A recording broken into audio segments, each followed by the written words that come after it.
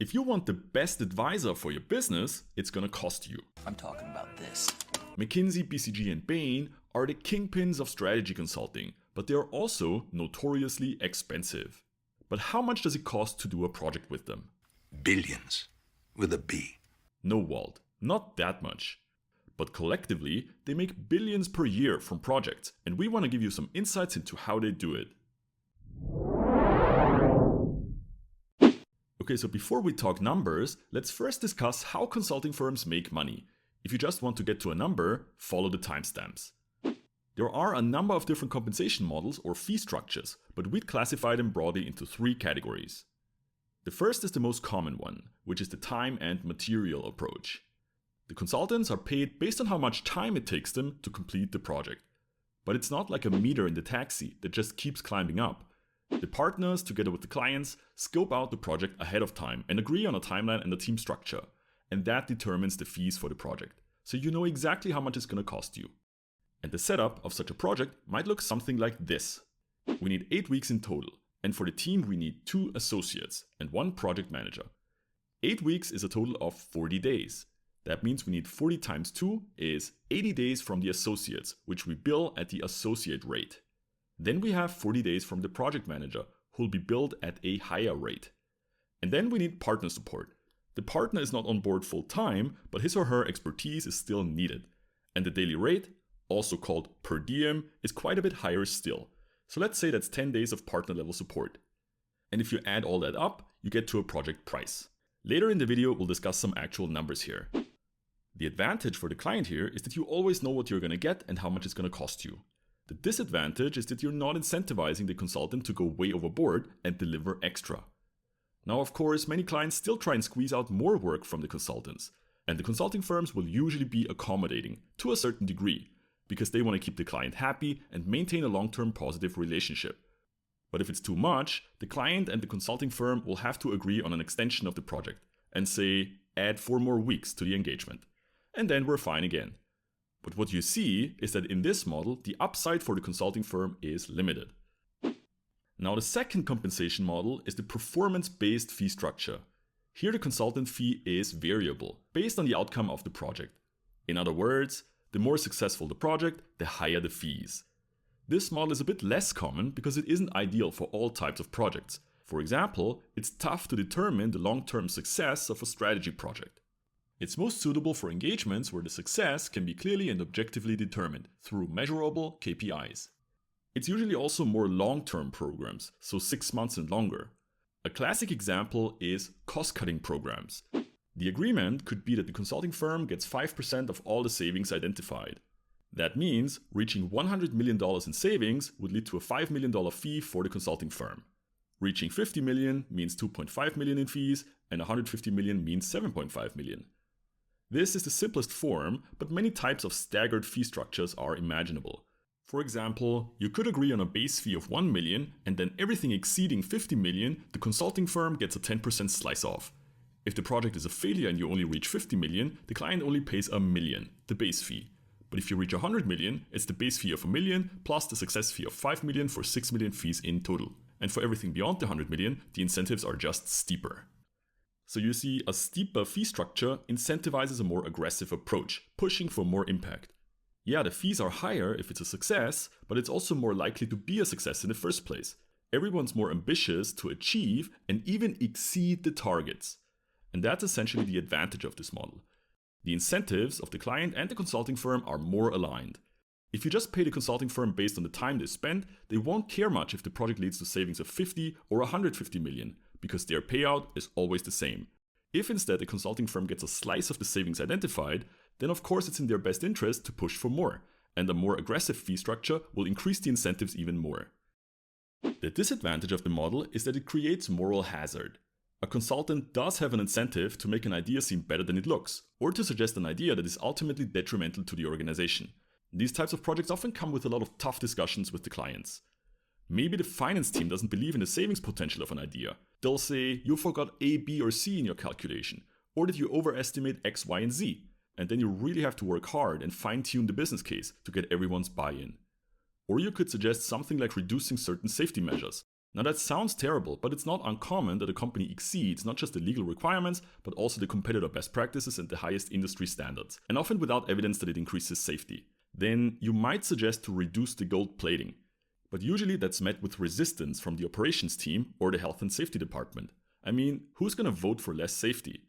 So it only works out if the client agrees to it and is convinced that it's a net positive for the company.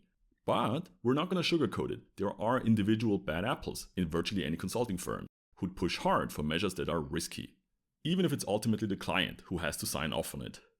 So you see, there are plenty of ways in which an aggressive, performance-based fee structure can create wrong incentives. Remember, we said before that performance-based fees lead to more alignment between the client and the consultant incentives. More alignment, however, isn't exact alignment. A client wants to achieve feasible ideas that lead to sustainable savings while maintaining or increasing operational performance. A consultant, in principle, looks for formal recognition of savings ideas by the client's stakeholders. That's it. And that's not the same thing. But that still doesn't mean the consultant will propose something stupid. Something like firing all the most expensive employees without considering that they might also be the most important employees. You're not going to sell the client on dumb ideas anyway, and you'll ruin your reputation as a consultant pretty quickly. And so, while there are always fierce discussions in these types of projects, the fact that ideas are pressure tested from all angles leads to very solid ideas. The third model is equity partnership. That means the consultant literally gets part of the company. It's not a very common model though, but we'll explain it anyways, just so you can see what's out there. The most common use case is if you help a client build a corporate venture, almost like a startup where you help build a business from scratch. Or you have a spin-off situation where you carve out part of the company. Then the consultant gets a certain percentage of the equity of the new entity. The advantage is that the incentives are now fully aligned. Everyone wants to make it a long-term sustainable business. Also, the client doesn't have to pay out cash, and the consultant, in theory, has unlimited upside. Sounds great, right? But the downside is it only works in a limited number of cases, and it's super complex. You usually just want to check and not put up with all that. Alright, so these are some classic fee models for consulting projects. Originally, it was only the time and material model, but over time, newer models emerged. Performance-based fees and equity partnerships can be quite attractive to clients because they know the consultant has some skin in the game. Especially Bain has been putting a bit more emphasis on these models than other firms. Okay then, let's get into the numbers. We'll focus on the time and material model since it's still by far the most common compensation model. The outcome of a performance-based model depends a lot on the project. We've seen projects with $1 billion target, and then the consulting fees can also run comfortably into the 8-figure range. But those are often super long projects with huge teams around the globe. Anyways, let's discuss the time and material based model. Here it's important to understand that there isn't just one number. There are so many factors that play a role. First, it's all about the consulting company. We'll use McKinsey as a starting point as they usually represent the upper end of the range. Second, it depends on the location. Not in every location you can charge as much as in the US. It's often significantly less. Third, it depends on the sector or industry of the project. Not every client will be charged the same. For government projects, there are sometimes upper limits, which are below what you would charge a private sector client.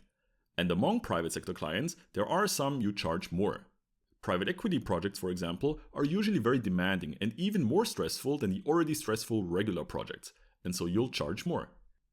Fourth, you can always apply discounts. Maybe it's the first project with a client and you're desperate to get a foot in the door, or it's a long-standing client relationship and you have a master service agreement in place with somewhat lower fees. There are also arrangements with clients that offer, for example, 4 weeks of free consulting work per year. So there is not one answer, but we want to give you a ballpark figure so that you have a sense for the numbers. One objective starting point here is when consulting firms have to make their fees public. That's the case for many public sector projects. The US government has a service called GSA Advantage, which is like an online shop where government agencies can purchase services. There you'll find price lists, including those of consulting firms. McKinsey here lists its hourly rates for different levels of team member seniority.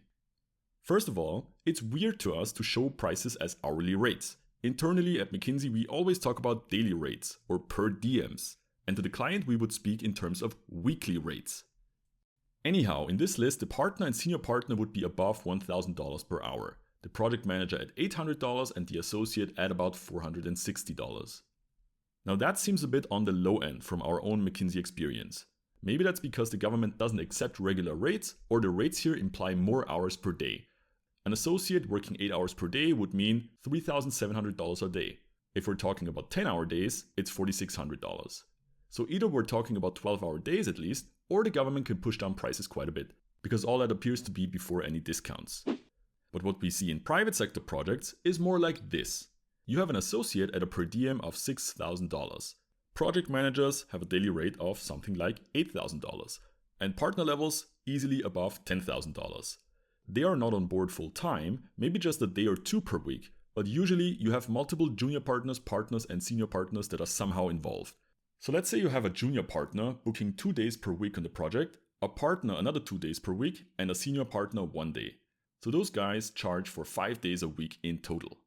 Then you have 10 days per week charged in total by the 2 associates and 5 days by the project manager. That gives you the weekly cost of the project.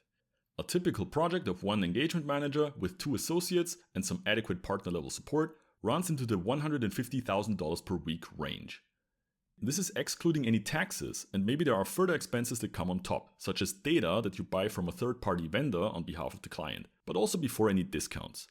So an 8-week project like this would come with a price tag of $1.2 million. If you want to have a larger team, say an engagement manager plus 3 associates instead of 2, you add the $6,000 per diem times 5 and you have a new weekly rate of $180,000. So those are some pretty realistic figures. In the US, they are even a bit higher. In the more southern regions of Europe, they are lower. We've seen such figures many times on project proposals we wrote for mid-sized McKinsey projects. Just one thing when you look at those numbers, don't get hung up on the individual per diems. Yeah, an associate may not be worth $6,000 a day, but there's a lot of cross-subsidizing. You have to cover the partner salaries and the bonuses, and you somehow have to cover the substantial back offices, which provide valuable support from researchers, designers, or data scientists. And of course you need to account for all the work that doesn't produce revenues. Whenever someone's not staffed on any project and still gets paid, sick leaves, trainings, and other benefits. But what about the other firms? Well, they are sometimes a bit cheaper and oftentimes a lot cheaper.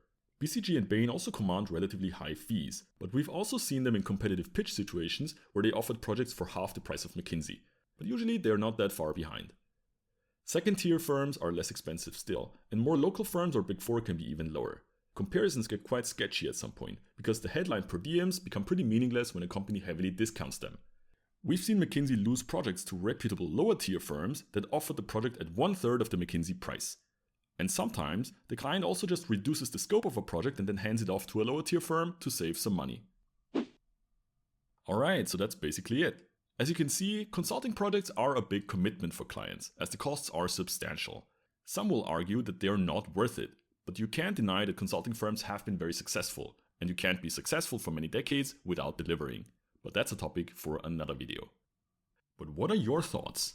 If you think consulting firms are charging too much, how do they keep getting away with it? Let us know in the comments.